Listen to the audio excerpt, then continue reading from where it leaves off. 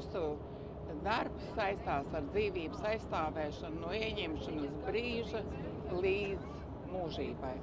Un šis bērniņš, kas ir mammas vēderā, un šeit arī ir es gribu dzīvot materiāli, ko nozīmē, lai katrs bērns zina, ka viņš ir no mammas nācis, nevis, ka viņš ir atrasts kāpostos vai vēl kaut kur.